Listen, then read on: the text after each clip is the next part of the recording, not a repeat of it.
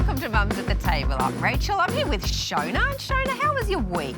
My week's always good now. Look at you. Look at you winning in life. I am. And you?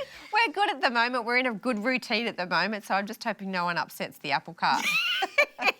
We're wanting to talk about fears. Speaking of fears. Fears. I'm upsetting my apple cart. Fears that you had before you had kids. So things like coming up to labour, when you're pregnant, breastfeeding, lack of sleep. Look at you, shudder already. Yes. Once I was pregnant, I rolled into it, but I think my biggest fear was having children. I didn't ever really want children. So you would have had a lot of fears. Yeah, I did. Yeah. Did you have like a biggest one that sort of outshone the others? Labour. Labour, I was, but I had maintained that I was not going to go the natural. I was going to take whatever it takes. Every drug under the sun, please give it to me. Yeah, fair enough. I think my biggest fear was labour. And, my obstetrician kept saying to me, don't worry about labour. Everyone gets shocked at breastfeeding, and then that seems to be the thing that just absolutely flattens them. Yep. And he was dead set right. Yep. Like, labour was not fun. It's not fun. But breastfeeding was so much worse because labour's over and done with, in a certain amount of hours. Well, shock horror, my first child I bottle fed because I was working. I owned a business at that point in time. But when I came to have the next two children, breastfeeding was the fear because I hadn't done it with the first one.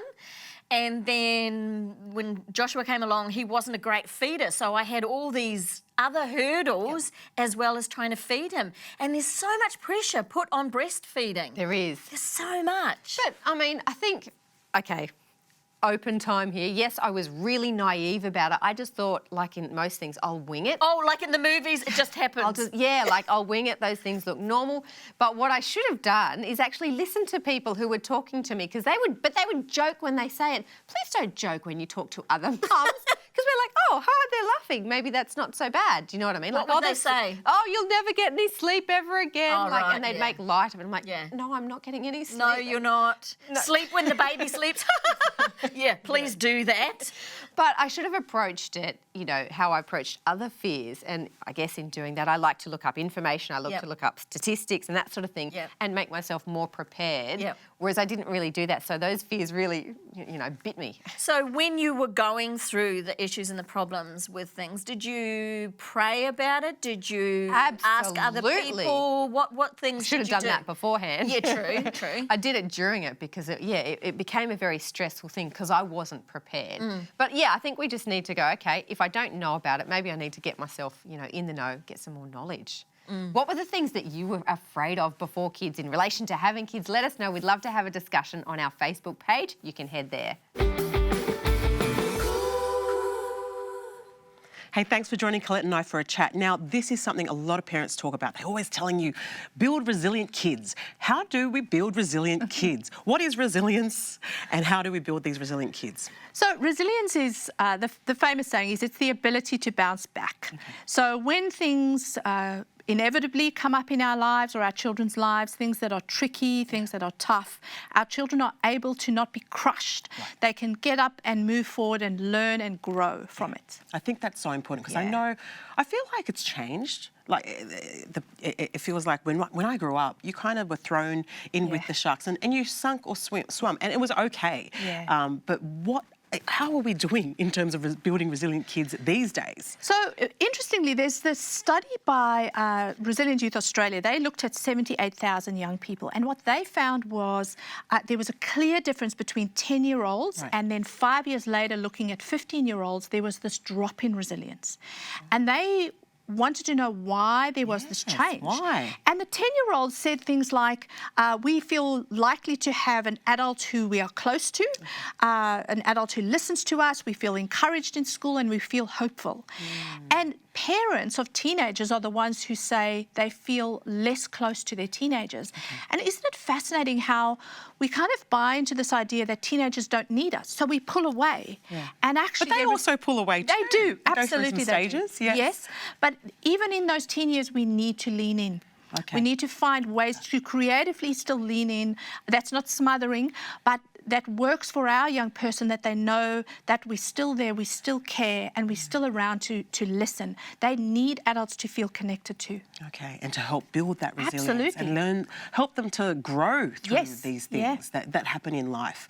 So what else can we do as parents to help our kids get that resilience? So one of the people that I love to talk about is Emmy Werner's work. So there's lots of stuff on resilience, and there's a lot of amazing things. But Emmy Werner's work, she breaks it down into 4 categories. She talks about having an enthusiastic adult. I like to call it an engaged adult.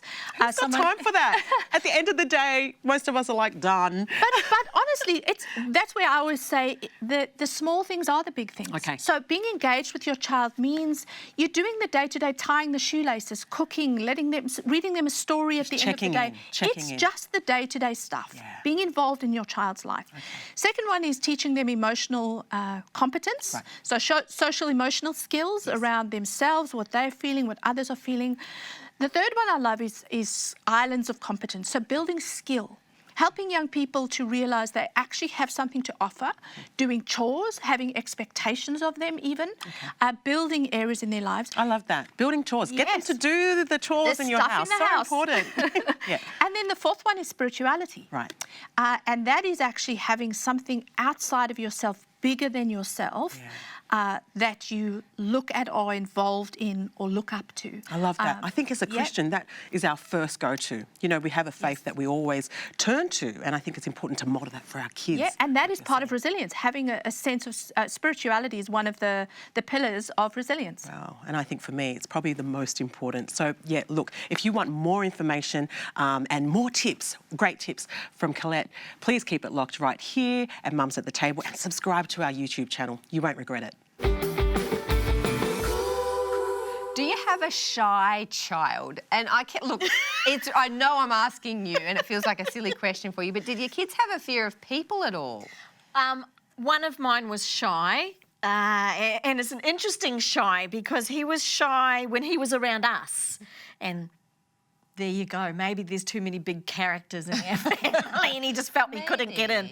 But when he was around his friends, and this was right from a small child even till today, when he's around his friends, he's not shy. He's the life of the party. Around his peers, yes, he was just, he's fine. But around us, he would always be sort of hanging back behind my skirt, and you'd have to push him Did you ever forward. ask him about it? Like, was it something you watched and you just was like, oh, that's how he is? Or did you ever talk about it? It is sort of his personality. But we got around it by starting to make him be involved in things. So we would make him do things up the front of church.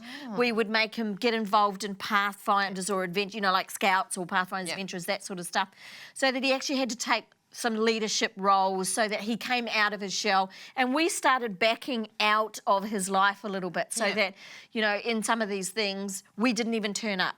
We just allowed him to have that space. And do you think that was like the best decision for him? How has it sort of worked out for him? Is it flourishing? I think it has because he's learned to stand on his own 2 feet. I don't think he ever was going to be the wallflower shy child, but I think, But you gave him the opportunity. And I think that's a really good thing, Our kids might come with this wonderful little personality, whether it's out there, a bit more introverted, a bit more shy, reserved, whatever. But giving them those opportunities to practice being, themselves outside of that, comfort zone is a really good thing. I think it sort of sets us all up for success later because, let's face it, you just can't stay in your one little bubble. No, I did have a daughter who would cry when she was a baby when people would look at her, and so we knew that going forward, like you, we had to create those opportunities for her to practice being with people and, learning to go, this is okay. It may not be my favourite place, but it's a place I can live within and cope with. Yeah, and they're going to need to learn those skills in the world because they're going to have to associate with people. It is. Yeah. I think, but that probably goes the same for those kids who talk a lot too. They probably need a little term being quiet as well. Hey guys, we are going to make refried beans because we in this household love Mexican food. But what I love about refried beans is it's so versatile. You can do so much with it. You can make nachos, you can make burritos, you can put it on rice with all the vegetables. You can make so many dishes with it. And I love this recipe specifically because you can make a big pot and you can actually freeze it. We're going to start, it's a very easy recipe. The kids can help me, but we got onions here.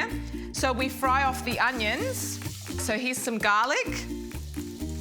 So what I've got here for the spices is I've got some salt, I've got some garlic powder, cumin, and I've got coriander. And I'm going to throw that in there. And you're going to fry everything off together.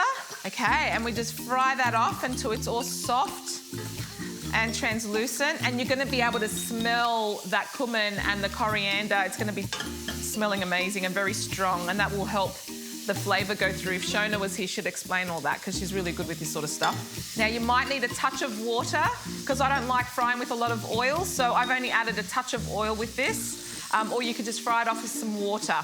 Now, if it gets stuck or it gets dry, because the spices can make it a bit dry, I add a touch of water.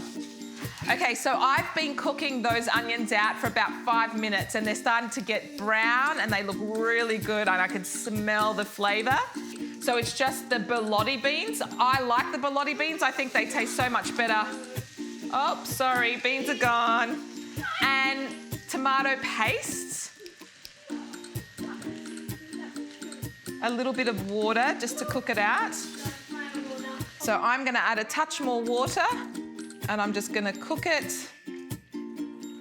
So it's a little bit wet there because once you blend it with a hand blender, with the hand mixer, it will actually get thick and dry.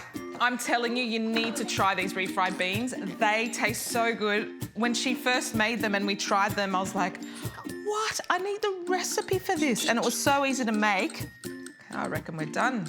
I want one from there. Yep, I reckon we are done. I am going to hand blend it. Make sure the kids do not hand blend this, okay? Because it is a little dangerous with hand blenders, so I try to keep them away from it, although they were waving it around before, but make sure it's not plugged in when they do that. And I just use the hand blender. Whoa, I'm getting it everywhere. Wow, and it's okay if there's a few beans. There you go, the refried beans. Remember, freeze them if you like to have extra. Put them on some tortillas or here on the side of some, what are we making here? You could call this like a nachos. Oh, that looks awesome. So try it, let us know, subscribe to our YouTube channel, Mums at the Table. We've got heaps of recipes just like this, easy, healthy recipes for your family. We'll see you next time. Ciao.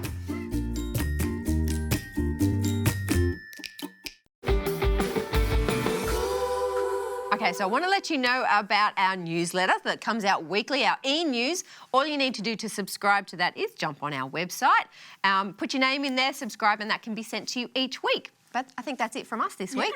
Adding anything more, Shona? Nope, I think that's it. All right, we'll see you next time.